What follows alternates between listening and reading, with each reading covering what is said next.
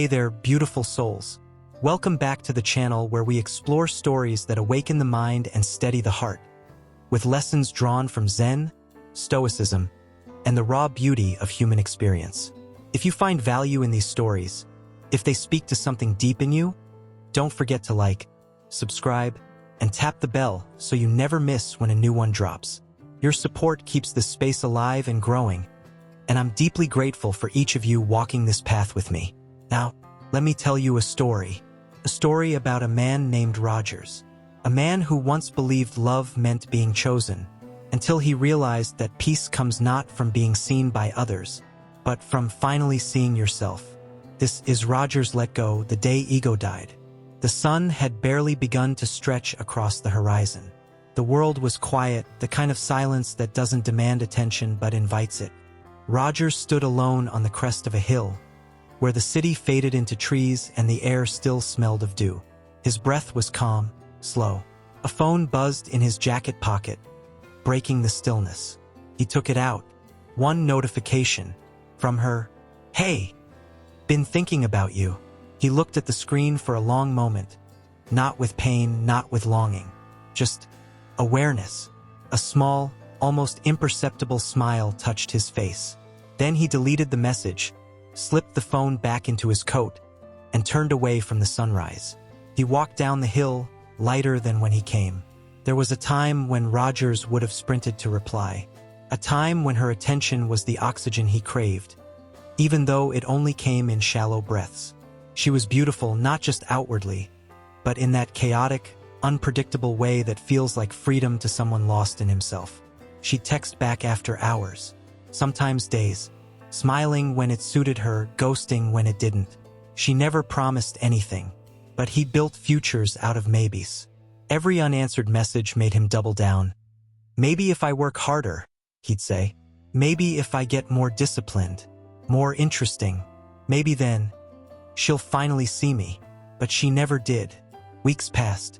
Silence lingered longer than ever. One evening, Rogers sat by the river. The moonlight danced on the water like it was trying to soothe him, but his chest felt like stone. He didn't cry.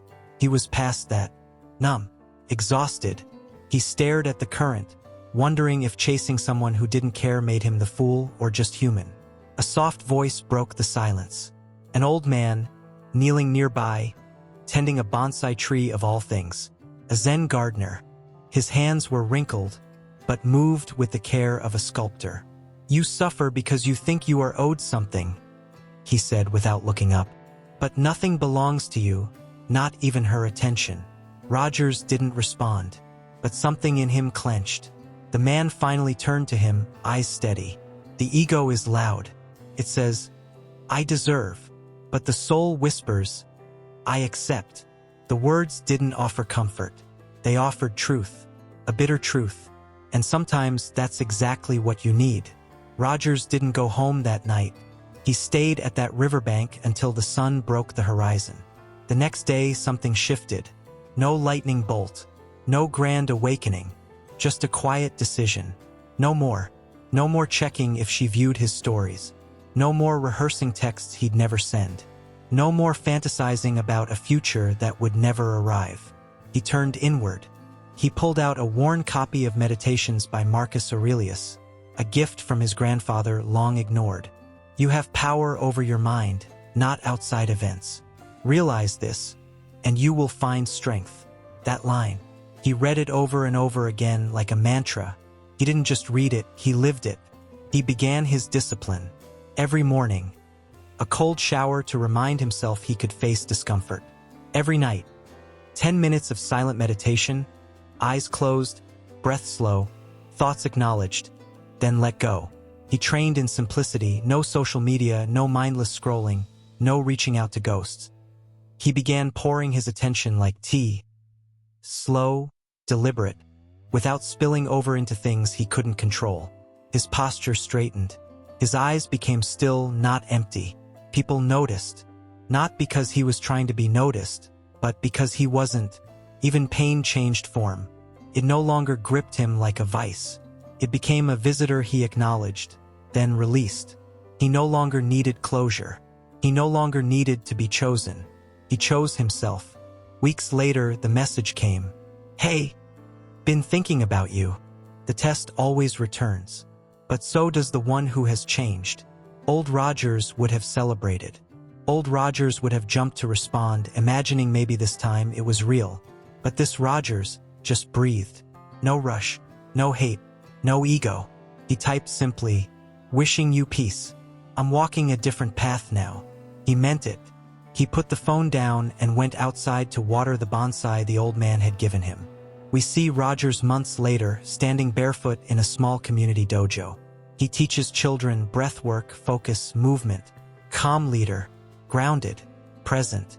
On the wall behind him, written in elegant ink, "Let go. Not because they're not worth it, but because you are." The ego chases applause.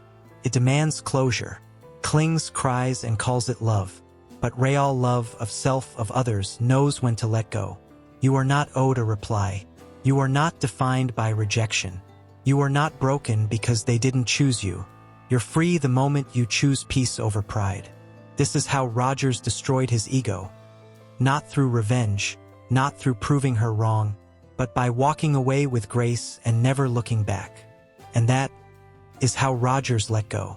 Not with fire, not with fury, but with stillness, with wisdom, with peace. Because real strength isn't about holding on.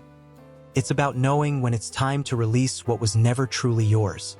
If this story spoke to something inside you, if you've ever chased love, closure, or validation, and finally realized the freedom in walking away, know that you're not alone. And more importantly, you're on the right path. If you felt this, I invite you to support the channel. Tap that like button to let the story reach more souls who need it. Subscribe and turn on notifications so you don't miss the next story. And if you know someone who needs to hear this, share it with them. You might change their day, or even their life. Thank you for watching. Thank you for growing. And above all, thank you for choosing peace. Until next time, stay still, stay grounded, and keep walking your path.